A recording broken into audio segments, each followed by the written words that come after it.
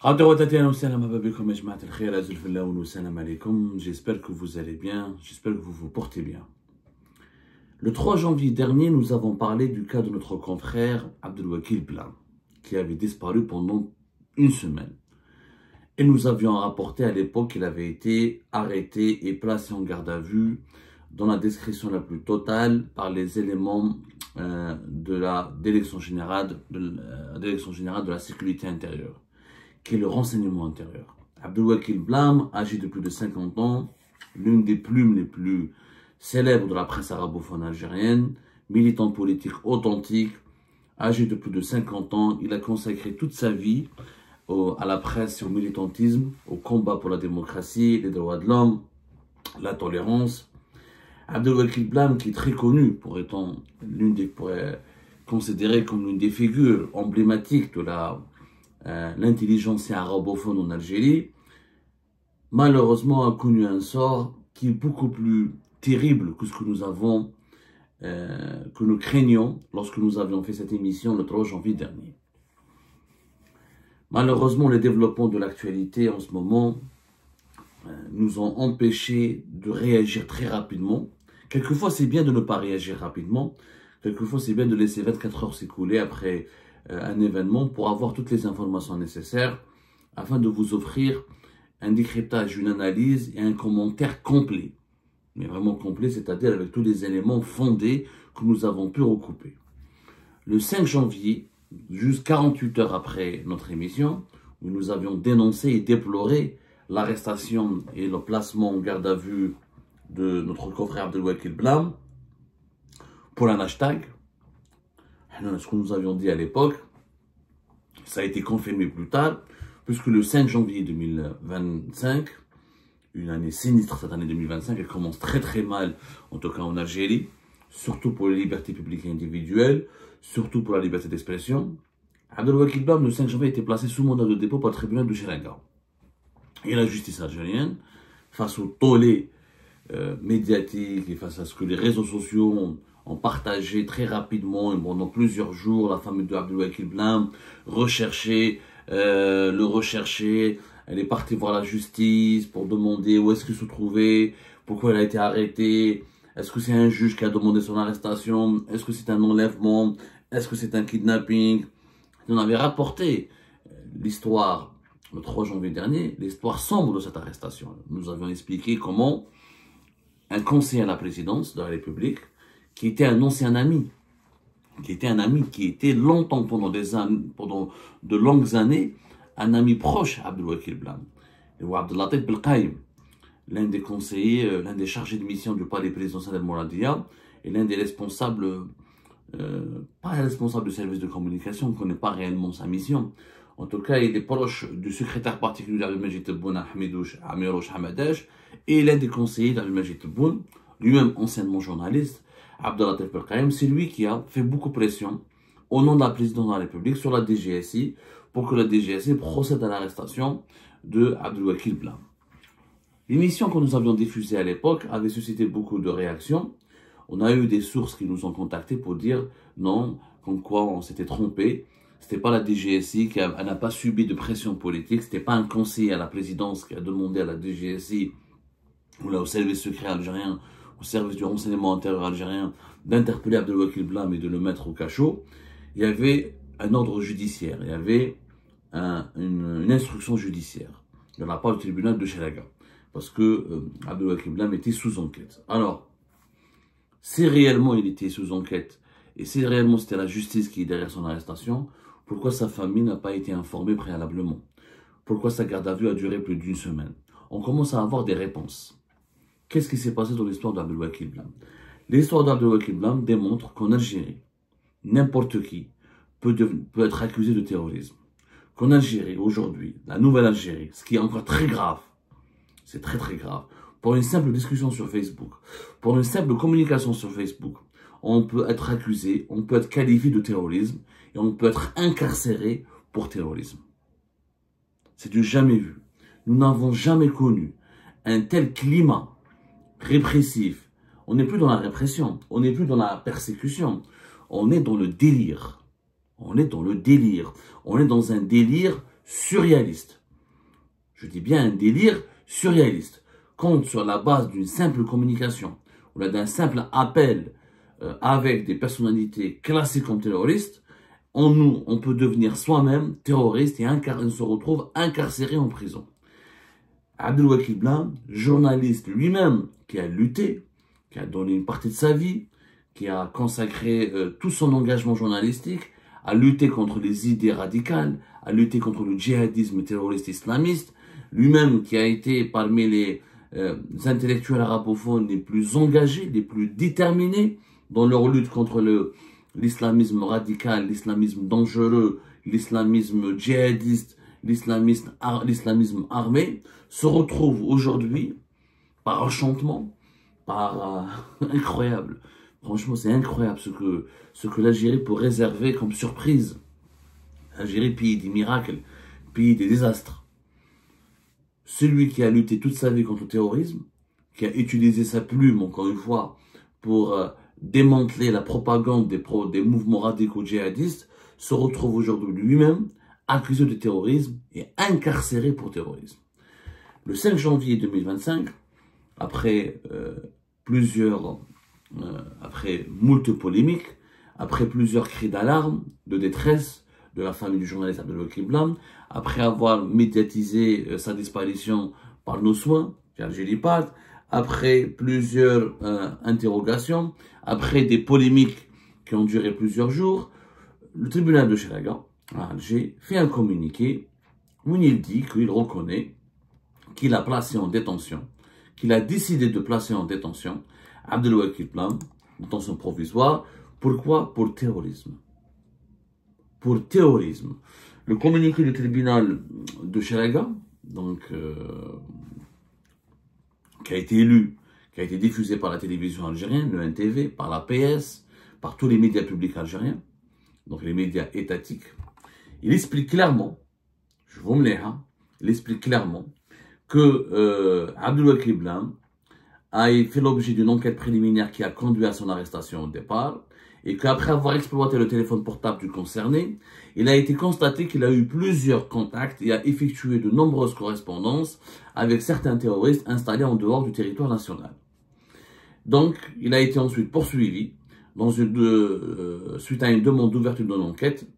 Qui a fait cette demande d'ouverture de l'enquête? Madame Beneche, pour avoir commis le délit de participation à une organisation terroriste, en connaissance de son but et de son activité. Le délit de diffusion de fausses informations au public qui porterait atteinte à la sécurité publique et à l'ordre public, le délit de porter atteinte à l'intégrité, à l'unité nationale. Donc, Abdelwakil Blam, en vertu de ces chefs d'inculpation, il a été décidé, les juges du tribunal de Cheraga ont décidé de le placer en détention et de l'envoyer en prison. Participation à une organisation terroriste pour un journaliste qui a consacré toute sa vie à lutter contre le terrorisme et qui n'a pas fui le pays, qui n'a pas quitté l'Algérie, qui a travaillé pour Chorour, pour El Bilad, pour de nombreux titres de la presse arabophone en tant que journaliste. Et c'est l'une des plumes les plus engagées, encore une fois. Abdelwakil Blam, il est extrêmement connu. Les arabophones le connaissent très bien. En plus d'être un journaliste, c'est un militant politique. C'est l'un des membres fondateurs de Barakat en 2014. Il a toujours été très actif, très dynamique dans les rangs de l'opposition algérienne, à l'époque du régime de Bouteflika. Aujourd'hui, il se retrouve, comme par hasard, accusé de terrorisme. Et dans quel pays on vit? L'affaire Abdelwakil Blam, en fait, il n'y a pas d'affaire. Abdelwakil Blam, c'est quoi son histoire? Elle se résume à deux lignes. En deux lignes, on peut la résumer. Abdelwakil Blam, il a été arrêté au lendemain du 20 décembre. Du 20-21 décembre, quand le partage du hashtag Malani Charadi, je suis insatisfait, a fait des ravages impressionnants en Algérie. Le pouvoir algérien a fait preuve d'une paranoïa exceptionnelle. Il a pris très peur lorsqu'il a vu une vague d'indignation qui a pris d'assaut les réseaux sociaux. Cette vague d'indignation s'était exprimée à travers un hashtag. Je ne suis pas satisfait, Malani Charadi. Ce hashtag, les partisans de ce hashtag ont juste exprimé leur mécontentement et leur rejet de la gouvernance actuelle du pays et leur désapprobation du bilan de l'actuel régime qui est aux commandes du pays. Ils n'ont pas appelé à des manifestations, ils n'ont pas appelé à un soulèvement, ils n'ont pas appelé à enclencher des émeutes. Mais quand ce hashtag a vu le jour, quelques jours, quelques semaines après la chute du régime de Bachar al-Assad en Syrie, il y avait donc une paranoïa exceptionnelle dans laquelle était plongé le régime algérien. Le régime algérien a directement fait le lien entre la chute du régime de Bachar al-Assad dans la mi-septembre 2024 et la propagation, la diffusion ou l'émergence de ce hashtag vers le 20-21 décembre 2024. Pour le régime algérien, c'est clair, il est ciblé. Après Bachar al-Assad, c'est à son tour. On veut pousser les Algériennes et les Algériens à se révolter contre lui, à le déboulonner, à provoquer sa chute. Donc, il a été très paranoïaque. Bon. Le hashtag Hada Manani Charadé, il a bénéficié d'une campagne de diabolisation extrêmement dure, extrêmement sévère de la part du régime algérien. Une quarantaine de personnes qui ont affiché leur visage et leur identité et qui ont partagé cet hashtag ont été arrêtés en Algérie. Une dizaine d'entre eux ont été même emprisonnés et placés en détention. Et parmi les personnes qui ont été arrêtées, il y avait Abdelwakil Blam qui a partagé des commentaires et des réflexions sur sa page Facebook sur le hashtag Manani Charadé. Abdelwakil Blam est un esprit libre. Il faut savoir que depuis 2020 et 2021, date année à laquelle le régime algérien a procédé à l'élimination pure et simple de la liberté de la presse et de la liberté d'expression, où tous les médias ont été domestiqués, et les médias qui ne pouvaient pas être domestiqués comme Liberté ont disparu, et comme Maghreb Émergent et Radio 1 ont été fermés et disparus. Une douzaine de journalistes ont fait de la prison entre 2019 et 2024. Donc, il y a eu l'enterrement. Le régime algérien a décidé d'enterrer la liberté d'expression. Il le voulait, le régime algérien actuel, a produit une presse qui est soumise, qui reproduit, qui est un simple courroie de transmission du discours officiel, qui ne fait que diffuser les communiqués des ministères du pouvoir, ou là qui ne fait que défendre et reproduire la propagande du pouvoir. Il n'y a pas aucun espace de contradiction, pas le droit, zéro tolérance pour la contradiction, pour la critique, pour le débat, pour la remise en cause, pour la caricature, pour la satire.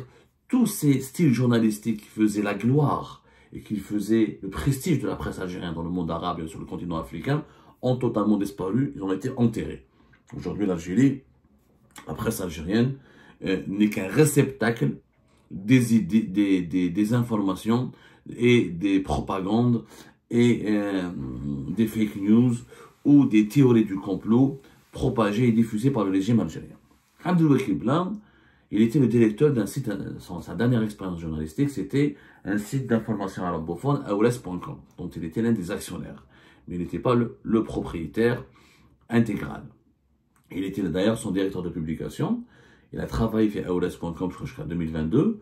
Ensuite, il a été mis à l'écart parce qu'il n'a pas voulu tolérer, n'a pas voulu se soumettre et n'a pas voulu accepter le diktat du pouvoir, à savoir renoncer totalement à la liberté d'expression et se contenter d'être un relais, un simple relais, comme le NTV, comme l'APS, comme Algérie 24 News, la chaîne de télévision internationale de l'État algérien, c'est-à-dire juste être un relais de diffusion, d'informations dictées par le pouvoir algérien.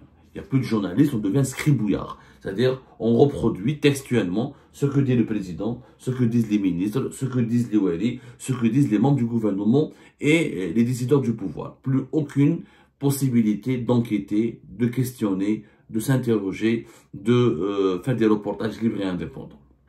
Il n'a pas accepté ce diktat, il s'est retiré. Quelqu'un, je ne peux pas être journaliste, je me retire. Il s'est retiré, il a continué à s'exprimer sur sa page Facebook, où il a continué à publier des analyses, des commentaires et à réagir aux événements de l'actualité algérienne. Il a réagi au hashtag je suis insatisfait en apportant un commentaire qui est à la hauteur de cet événement. C'est-à-dire il a apprécié cet hashtag au regard de la dégradation des conditions de vie de la population algérienne, au sentiment d'insatisfaction qui anime la population algérienne. Tout le monde n'est pas sans ignorer, mais en Algérie aujourd'hui, personne n'est satisfait. Si les Algériens étaient satisfaits, ils se seraient mobilisés à travers plusieurs millions de personnes pour aller voter le 7 septembre 2024, pour reconduire Abdelmadjid Tebboune pour un deuxième mandat. Or, le taux d'abstention a été un record absolu et les bureaux de vote étaient complètement vides et les bureaux de vote étaient complètement vides et, comment dirais-je, désertiques. Les bureaux de vote étaient désertés, ni plus ni moins.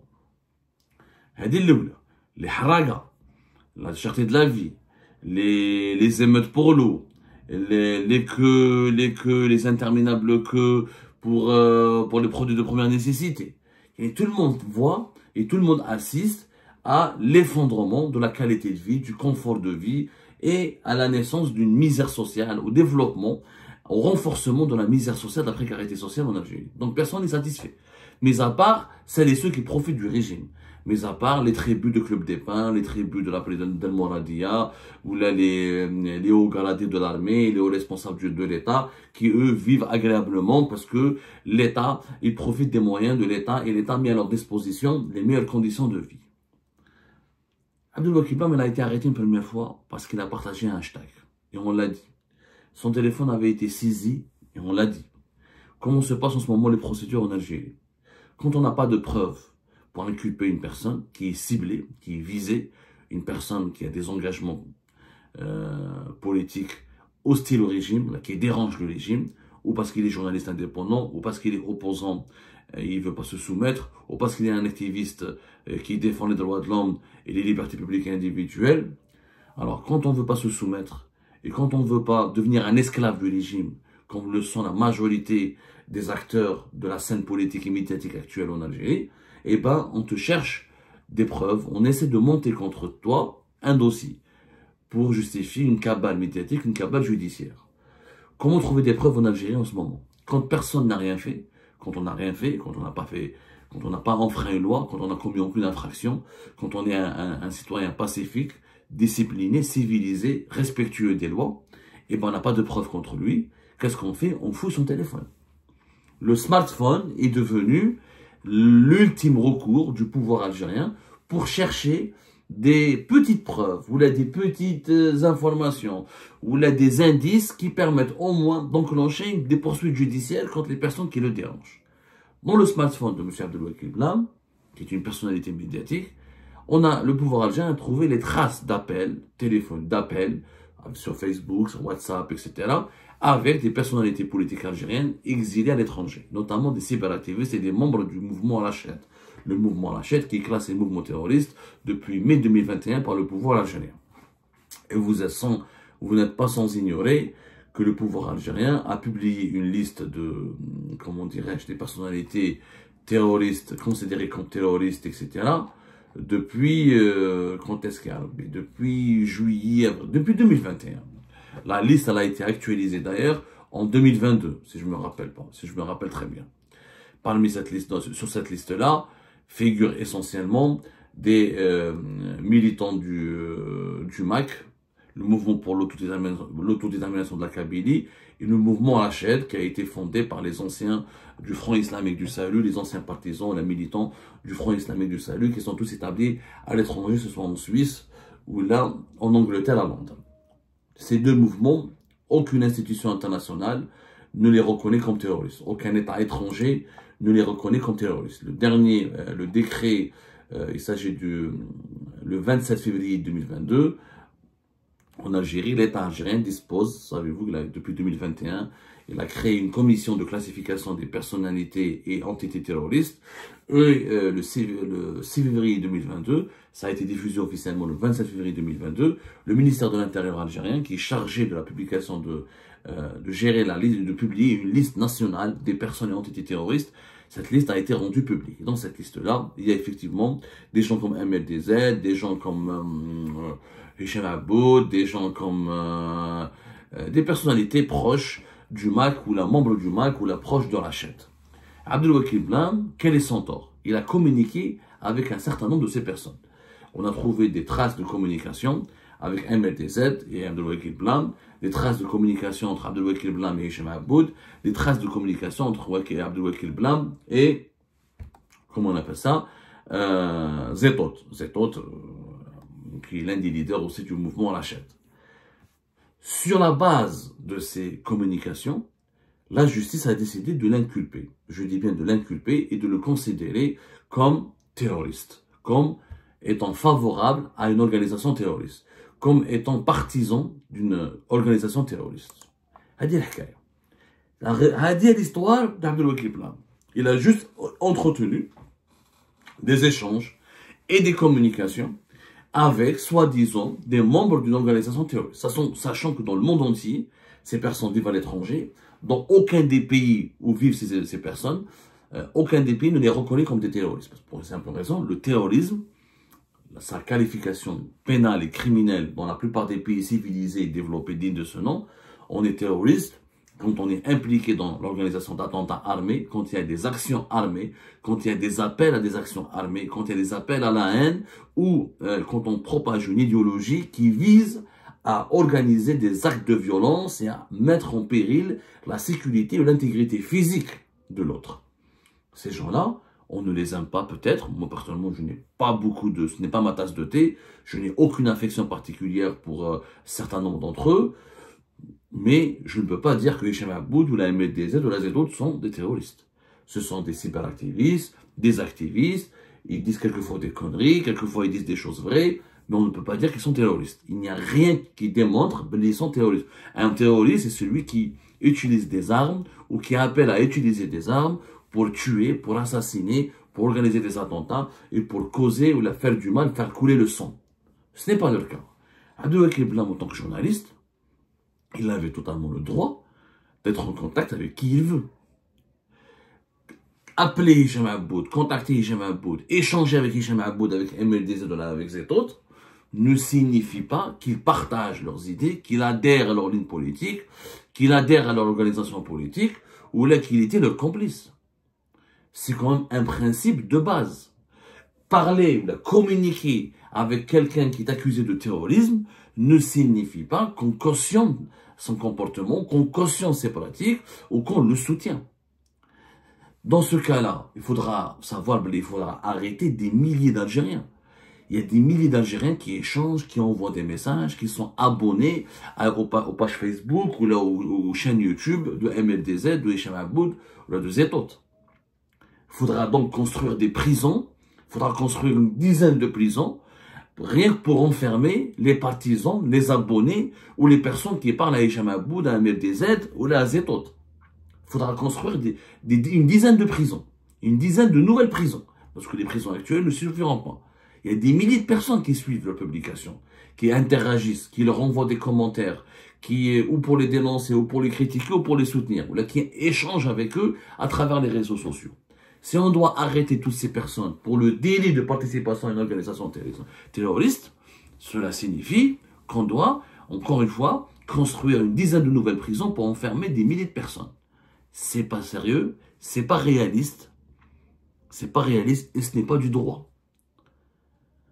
Encore une fois, participer à une organisation terroriste, c'est quoi? C'est quand on apporte un financement, quand on participe à une action armée, quand on apporte des armes, quand on apporte une aide logistique pour organiser un attentat, quand on diffuse un appel à la haine, quand on fait de l'apologie d'une action armée, quand on diffuse des appels au meurtre, quand on participe à l'organisation d'une action clandestine.